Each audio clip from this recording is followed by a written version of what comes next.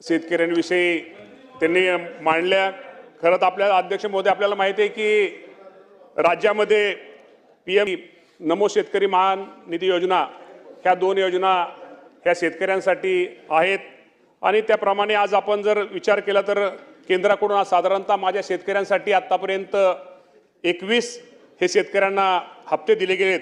त्याची एकूण सगळी जर रक्कम जर विचार केला तर साधारणतः 39,309 कोटी एवढी रक्कम ही केंद्र सरकारने माझ्या महाराष्ट्रातील शेतकऱ्यांसाठी त्यांनी ती दिलेली आहे। आणि महाराष्ट्राचा जर आपल्या राज्याचा जर विचार साधारणतः एक हप्ता साधारणतः 1814 कोटी रुपये।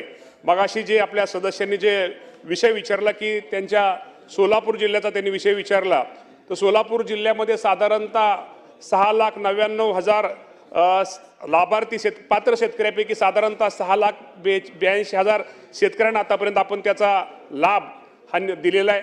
त्यामुळे त्यांचा जो प्रश्न आहे की ही जी योजना आहे केंद्र सरकारची ह्या केंद्र सरकारच्या योजना ही साधारणतः त्याचा कट ऑफ डेट ही पूर्वी ज्यावेळेस केंद्राने योजना ज्या आपण केंद्राने ते राज्यांनी त्याप्रमाणे राबवली साधारणतः 1 फेब्रुवारी 2019 की त्याच्या अगोदर असणाऱ्या शेतकऱ्यांसाठी 1 फेब्रुवारी 2019 नंतर जर कुणी नवीन शेती घेतली तर तो लाभार्थी तो शेतकरी यामध्ये पात्र ठरत नाही। आणि सदस्यांची भावना आहे बरोबर आहे की त्या 2019 नंतर फक्त वारसाला एखादा मृत्यू झाला तर वारसाला त्या योजनेचा लाभ घेता येतो, परंतु ज्यांनी नवीन शेती घेतली किंवा नवीन ह्या गोष्टी घेतात तो त्याला लाभ होत नाही। त्या बाबतीमध्ये आम्ही निश्चित प्रकारे केंद्र सरकारकडे प्रस्ताव दाखल केलेला आहे। आम्ही वारंवार त्यांनी विनंती पत्र दिलेली आहेत। मी स्वतः कृषी मंत्री झाल्यानंतर माझ्या अगोदर मला वाटतं कोकाटे साहेब असतील किंवा हे असतील आम्ही दोघांनी मी सुद्धा पत्र साधारणतः जानेवारी महिन्यामध्ये पत्र हे केंद्र सरकार दिले, कारण आता हे निकषामध्ये आता बदल करणं गरजेचं आहे। कारण काय 1 फेब्रुवारी 2019 नंतर त्यानंतर अनेक शेतकऱ्यांनी नवीन जमीन घेतलेली जे गरीब शेतकरी त्यांना हा योजनेचा लाभ मिळाला पाहिजे। या बाबतीमध्ये केंद्राकडे आमचा सगळ्यांचा पाठपुरावा चालू आहे।